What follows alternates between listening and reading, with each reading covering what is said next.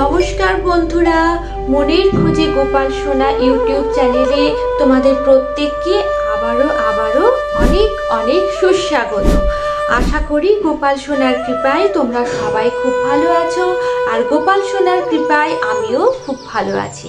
তাহলে আজকের আমার এই নতুন ভিডিওতে তোমাদের জন্য রইল অনেক অজানা, অনেক নতুন, অনেক চমকপ্রদ একটা সুন্দর কাহিনী। তাহলে চলো বন্ধুরা, জেনে নিই কি সেই কাহিনী। তো বন্ধুরা, আমি আগের ভিডিওতে তোমাদের সাথে আলোচনা করেছিলাম যে গোপাল সোনার পাঁচটা মাতাকে নিয়ে, কি তাই তো? তো তোমরা যারা বন্ধুরা এখনো আমার সেই ভিডিও দেখোনি, তাহলে অবশ্যই আমার সেই ভিডিও তোমরা দেখে নিও। আর এমনিতে আমরা যে জানি গোপাল সোনার দুজন মাতা ছিল, মেন দুজন মাতা। প্রথম ছিলেন দেবকী এবং তারপরে হচ্ছে যশোদা মা। তো বন্ধুরা, যেটা বলছিলাম, আমার মনের মধ্যে যে প্রশ্নটা উঠে দিয়েছিল যে মর্তে বা পৃথিবীতে এত জনগোষ্ঠীর মধ্যে থেকে হঠাৎ স্বয়ং ভগবান বিষ্ণু কেন নন্দরাজ আর দেবকীর কাছেই ওনার বাল্যকাল কাটিয়েছিলেন? কেন ওনাদেরকেই পছন্দ করেছিলেন যে ওনার পালিত মা বাবা হতে? আরও তো অনেকে ছিলেন, তার মধ্যে থেকে কেন ওনাদের দুজনকেই কেন স্পেসিফিকভাবে উনি বেছে নিলেন? হ্যাঁ বন্ধুরা, এটাই ছিল আমার প্রশ্ন। তো আমি সেই প্রশ্নের উত্তর অনেক কিছু খুঁজে পেয়েছি। তাহলে চলো জেনে নিই সেটা কি। বন্ধুরা, এই নন্দরাজ পূর্ব জন্মে ছিলেন, আমরা যে পড়েছি একে চন্দ্র, যারা ছোটবেলা থেকে পড়েছি, আমরা পড়েছি আটে অষ্টবসু। সেই আটে অষ্টবসু, অর্থাৎ আটে অষ্টবসু, সেই অষ্টবসুর এক বসু ছিল হচ্ছে নন্দরাজ, আর যশোদা মা ছিলেন ধরা দেবী। এরা দুজন 10,000 বছর তপস্যা করেছিলেন স্বয়ং ভগবান বিষ্ণু। এবারে ভগবান বিষ্ণুর 10,000 বছর তপস্যা করার পরও ওনারা দেখলেন একটা সময় যে ভগবান বিষ্ণু ওনাদের সাক্ষাৎ দিলেন না। ওনারা করেই যাচ্ছেন রোজ 10,000 বছর, 1 বছর 2 বছর না। তাহলে বুঝতে পারছো বন্ধুরা যে কত বছর তপস্যা করেছিলেন। এবং যারা যে সমস্ত অনেক মুনি ঋষিরা আছেন, যারা হাজার এইরকম বছর অপেক্ষা করে থাকেন যে ভগবান বিষ্ণু স্বয়ং একবার দর্শনের জন্য, সেই রকম 10,000 বছর ধরে ওনারা তপস্যা করেছিলেন ভগবান বিষ্ণুকে তাদের সন্তান রূপে পাওয়ার জন্য। অর্থাৎ তেনারা যাতে তেনাদের মাতৃস্নেহ, তেনাদের সন্তান স্নেহ দিয়ে তাকে বড় করতে তুলতে পারবেন, অর্থাৎ লালন পালন করতে পারবেন, সেই বর লাভের জন্য। তো অগত্যা যখন এই 10,000 বছর এক নাগারে, এক টানা রোদ, ঝড়, জল, বন্যা, খরা ইত্যাদি সব কিছুকে উপেক্ষা করে ওনারা তপস্যা করার পরও যখন ভগবান ওনাদের দর্শন দিলেন না, তখন ওনারা দুজন স্থির করলেন ওনারা অগ্নিতে ওনাদের প্রাণ আহুতি দেবেন। যখন এরকম করতে যাচ্ছে, তখন আকাশে দৈববাণী হলো যে এই যুগে শ্রীকৃষ্ণ অবতারে ছোট্ট বাল্যরূপ গোপালের মাতা এবং পিতা, অর্থাৎ পালক মাতা এবং পালক পিতা হিসাবে ওনারা গোপাল সোনাকে সেবা করতে পারবে।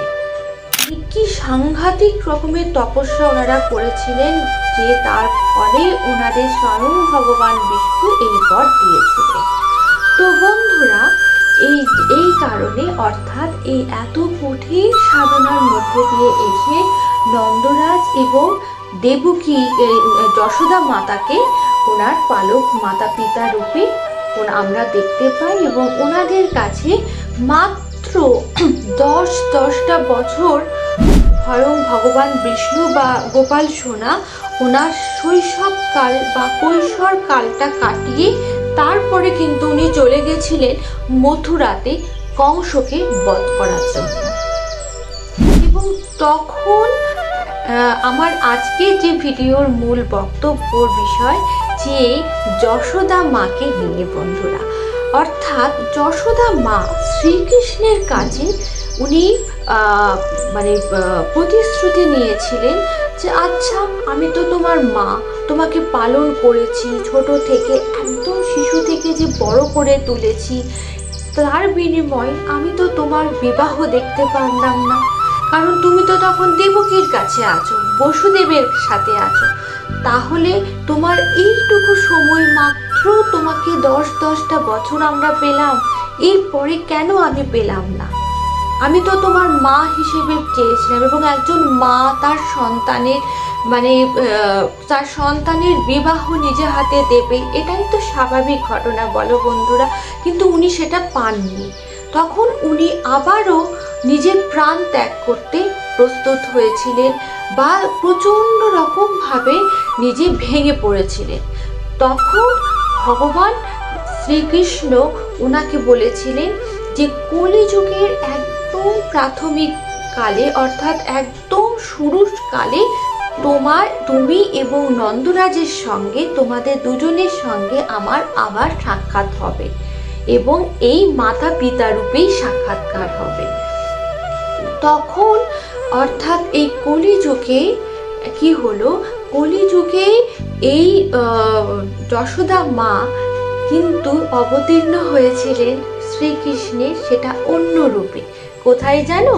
হ্যাঁ, অর্থাৎ আমাদের দক্ষিণ ভারতে ভেঙ্কটেশ্বর বালাজি, তিনি যেনাকে স্বয়ং ভগবান বিষ্ণুর অবতার রূপে মানা হয়, সেই ভেঙ্কটেশ্বর বালাজির মাতা ভাকুলা দেবী বলে পরিচিত, তিনি হলেন কৃষ্ণের ওই যশোদা মায়ের, অর্থাৎ যশোদা মায়ের পরবর্তী জন্ম কলিযুগে। তিনি ওনাকে এবং পালন করেছিলেন, বড় করেছিলেন, এবং ভেঙ্কটেশ্বর বালাজির সাথে বিবাহ হয়েছিল পদ্মাবতী বলে একজনের, এবং ওদের দুজনের বিবাহের সাক্ষী হিসেবে ছিলেন, অর্থাৎ বিবাহ দিয়েছিলেন বা বিবাহর ওই সময় উপস্থিত ছিলেন, বা তোমরা বলতে পারো বিবাহের সাক্ষী হিসেবে ছিলেন এই ভাকুলা দেবী। এই ভাকুলা দেবী হলেন সেই গত জন্মের যশোদা মা, যিনি প্রতিশ্রুতিবদ্ধ করিয়ে নিয়েছিলেন কৃষ্ণকে যে উনি ওনার বিবাহ দেখতে পারলেন না এই জন্মে, উনি সেটা কিভাবে উনি ভগবানের বিবাহ উনি দেখতে পারবেন। তাহলে বুঝতে পারছো।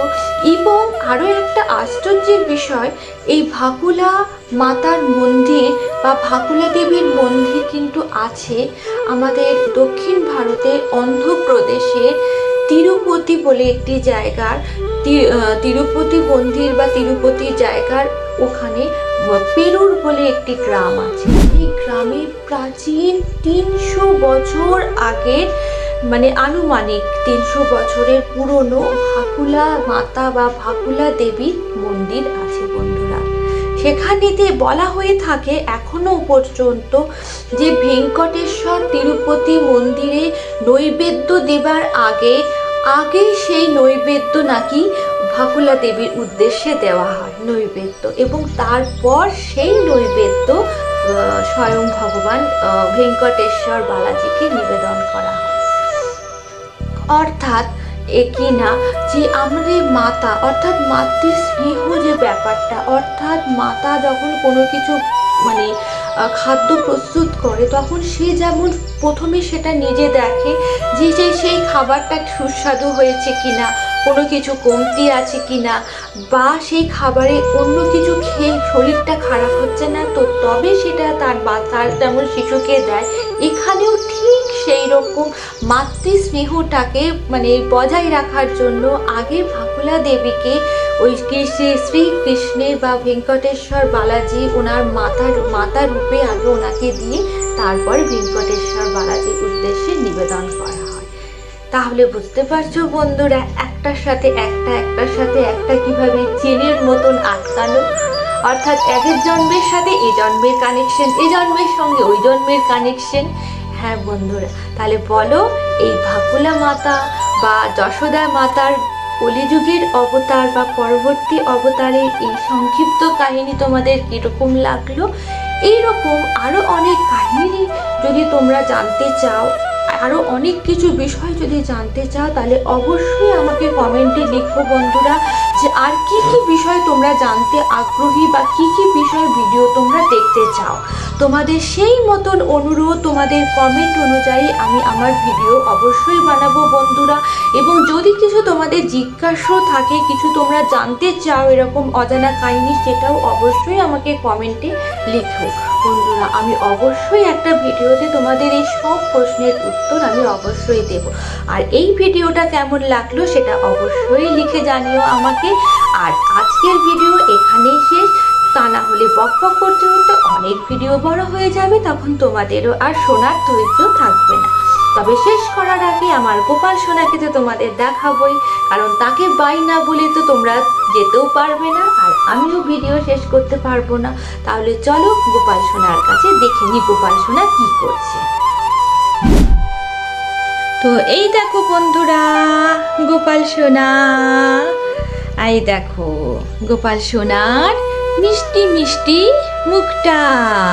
এই সবেমাত্র গোপাল সোনা ঘুম থেকে উঠবো করছে, এখনো ঠিকঠাক ওঠেনি, কিন্তু উঠবো করছে। দেখেছো ওর মুখটা আর চোখ দুটো দেখো, মনে হচ্ছে এক্ষুনি সবেমাত্র ঘুম থেকে উঠলো। আর এই হচ্ছে গোমাতাও তাই, খাবার সবেমাত্র দিয়েছি, একটু খেয়েছে, বাকিটা পরে খাবে। আর এই হচ্ছে দেখো হাবলু গাবলু। তো বলে দাও যে আমি এইমাত্র ঘুম থেকে উঠেছি, এখন একটুখানি আমি খেলাধুলা করব, তারপরে সন্ধেবেলায় খাবার খাবো। আর তোমরা সবাই কেমন আছো? তোমরা আমাকে লাইক করো অনেক অনেক, আমাকে তোমাদের কেমন লাগে অবশ্যই কমেন্টে জানিও। আর আরও অনেক অনেক বন্ধুদের মধ্যে আমাকে শেয়ার করে দাও, আর আরও অনেক বন্ধুদের নিয়ে পরের ভিডিওতে চলে এসো, আরও অনেক নতুন নতুন গল্প করব। ততক্ষণে তোমরা ভালো থেকো, সুস্থ থেকো, হাসি খুশি থেকো, আর অবশ্যই আমাকে সাবস্ক্রাইব করে আমার পাশে থেকো। তত খুব ভালো থেকো তোমরা, দেখা হচ্ছে পরের ভিডিওয়। আর আমার তরফ থেকে রইল রাধে রাধে, হরে কৃষ্ণ বন্ধুরা।